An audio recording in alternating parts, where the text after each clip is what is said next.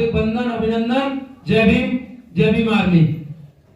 Bhim army के संस्थापक व आजाद समाज पार्टी के राष्ट्रीय अध्यक्ष माननीय बड़े भाई चंद्रशेखर आजाद जी को अपना राष्ट्रीय व अपना युवा नेता मानते हुए, उनके बताए हुए रास्ते पर चलते हुए, साथियों, आज ये देश उस पीड़ा से गुजर रहा है, उन लोगों से गुजर रहा है जिन लोगों ने हमारे ऊपर इतनी विपत्तियां, इतनी सत्ताधारी लोगों ने हम लोगों को इतना जकोड़ के डाल रखा है।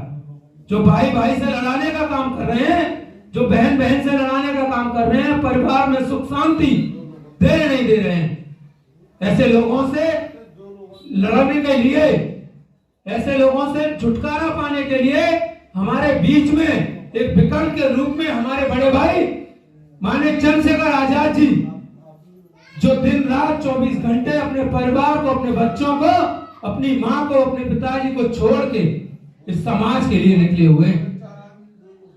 चुनाव की बात करें, चुनाव के समय भारतीय जनता पार्टी और 70 साल सरकार में रही कांग्रेस पार्टी, ये लोग इस समय मध्य प्रदेश और राजस्थान के विधानसभा चुनाव में इतने मलिन हो चुके हैं, जिनको राजस्थान के राउसार जिले के अंदर एक मासूम 5 वर्ष की बच्ची को परसों एक आईएएस रैंक के अधिकारी ने पैसे के लालच में उसे बुला करके उसके साथ बलात्कार, उसका रेप किया।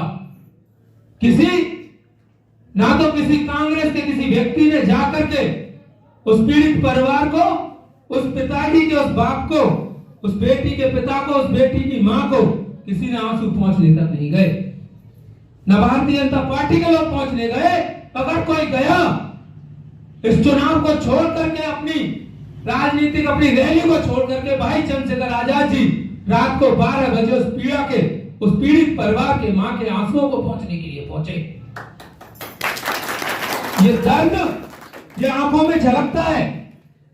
ये हम लोग 85% होकर के भी इन 15% के जालों में फंसे हुए। हमने अपनी मां बहनों को, हमने अपनी बेटियों को ऐसे छोड़ रखा है कि ये 15% लोग हमारी बहनों को, हमारी बेटियों को नचोड़ के खाते हैं। इनसे लड़ने के लिए हम सभी लोगों को एक होना पड़ेगा। लड़ा कैसे जाए? बहुत वायदे करने के लिए बहुत चुनाव आने वाला है 2024 में। बहुत सारे लोग आएंगे। हम लोगों ने ही पेड़ को उजागारा दिया, हम लोगों ने पेड़ को पानी लगा करके ऊपर पहुंचाया, जिसको आज नाम दिया जाता है बहुजन समाज पार्टी, जो कुछ समय हमारे बीच में रह करके हमारे रहबर, हमारे मान्यवर काशीराम साहब के संघर्ष की, उनकी मेहनत को लेकर के आज